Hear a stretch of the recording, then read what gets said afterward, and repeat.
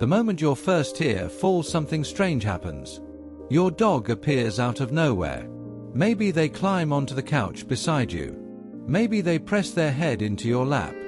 Maybe they start licking your face like they're trying to fix something they don't fully understand. But here's the question nobody really stops to ask.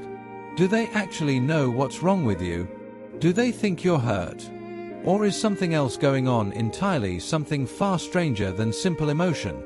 The real answer might surprise you. When we cry, we think of it as something deeply human, a private language of grief or relief that only people can truly read. But your dog doesn't process the world in words. Your dog processes the world in patterns. Your breathing changes. Your shoulders drop. Your heartbeat shifts. Your voice goes quiet or shaky or disappears altogether. Even your scent changes. To your dog, you're suddenly acting like a different person. Picture this. Your best friend walks into the room moving differently, sounding different, smelling different. You wouldn't need them to say a word. You'd already know something was wrong. That's exactly what's happening inside your dog's head right now every single time you break down. And long before that first tear even falls, your dog has already picked up on it. Dogs have spent roughly 15,000 years evolving beside humans.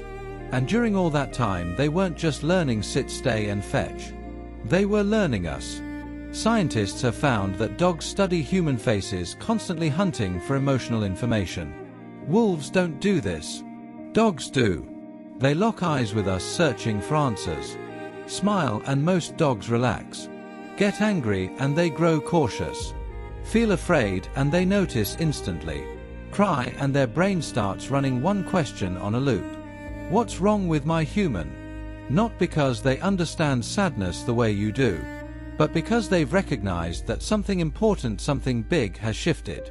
This single trait might be the biggest reason dogs became our closest companions on the planet. They don't just share a house with us. They study us like nothing else on Earth studies us. But here's where it gets even stranger. Your dog isn't only reading your face. It's reading signals you don't even know you're sending out. When you're upset, your body starts pumping out different chemicals. Cortisol spikes. Your breathing gets shallow and uneven. Your movements slow down. Your normal routine falls apart. And dogs have noses built to catch all of it. Some researchers believe your dog can actually smell your stress before you've even admitted to yourself that you're struggling. Sit with that for a second. Your emotions aren't invisible to your dog. They're part of how you smell. That's why so many dogs start shadowing their owner during hard weeks long before any tears show up. They already know something has changed inside you. So what do dogs actually do once the crying starts? Some lean their full body weight against you. Some place a single paw on your leg like they're checking in. Some lick your face over and over. Others just sit there completely still, refusing to move an inch. None of it is random. Leaning is contact and reassurance rolled into one motion. Resting their head on you is a way to stay close while quietly keeping watch. Licking might be comfort, might be gathering information through taste and smell, or might simply be an old instinct for strengthening the bond between you. And just sitting silently beside you, that says something too. Dogs don't always try to solve the problem in front of them. Sometimes they simply decide they will not leave someone who looks vulnerable. Here's what most owners never realize. Your dog isn't cheering you up because it understands heartbreak or grief. It's staying close because in the world dogs understand staying near an important pack member during distress is simply what you do. Researchers actually tested this directly in what's now called the crying experiment. Humans sat in a room, some talking normally, some humming, some pretending to cry. And again, the dogs went straight for the person crying. Not the one talking. Not the one humming. The one in distress. Even when that person was a total stranger. That single detail matters a lot. It means dogs aren't approaching crying people just because they've learned tears equal attention. They're actually responding to the distress itself. So, is this empathy? Emotional contagion? Pure learned behavior? Scientists still argue about it, and the honest answer is probably all three at once. Dogs likely don't feel empathy the exact way you do. But they can clearly recognize distress and they clearly get emotionally pulled in by it. And that alone is remarkable for an animal that isn't human. Think about a toddler for a second. A 2-year-old doesn't understand grief or heartbreak either. But they still know when someone they love is hurting. Dogs might be running on something very close to that same instinct. They notice the change. They get concerned. They move in closer.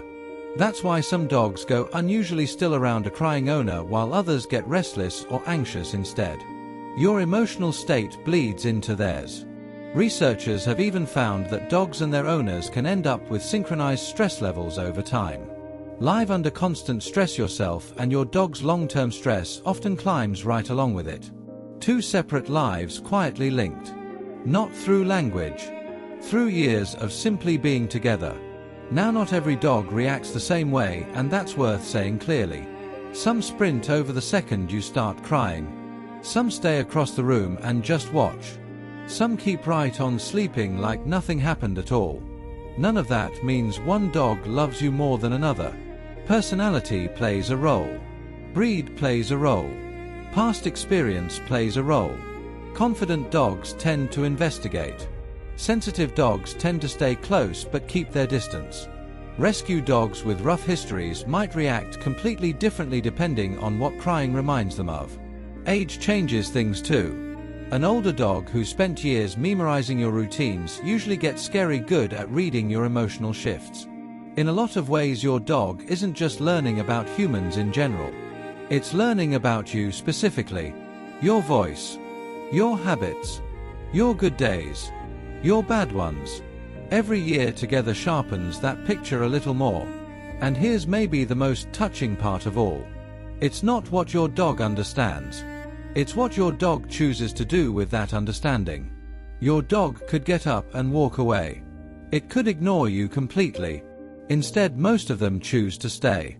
Not because anyone trained them to. Not because a treat is coming. Just because staying close feels like the right thing to do.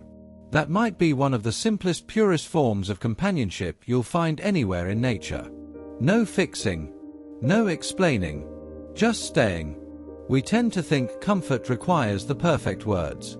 Dogs are proof that sometimes presence alone is enough. There's one more detail most people completely overlook. While your dog is quietly watching you fall apart, it's also learning something. Dogs are constantly linking situations to outcomes. If every time you're sad you eventually recover, smile again, hug them, go back to your routine, your dog starts building a quiet expectation around that. My human gets through this. That doesn't mean your dog is predicting the future. It means experience has taught your dog that hard moments usually pass. It's a kind of trust built slowly, one ordinary day at a time. So what is your dog actually thinking when you cry? Probably not, my human is heartbroken. Probably not even understanding the real reason behind your tears. But almost certainly recognizing that something important has shifted. The breathing. The scent. The posture. The voice. The silence. And after thousands of years standing beside us, most dogs land on the exact same response. Move closer. Stay near. Wait until you're okay again. Maybe that's exactly why the bond between people and dogs feels so different from every other relationship we have with animals. They don't need to understand every single emotion perfectly. They just need to respond to the person standing behind it. And sometimes when everything feels like too much, a quiet dog sitting next to you says something words never could. Not because your dog has all the answers, but because in its own silent way it's already telling you one thing. You don't have to face this alone.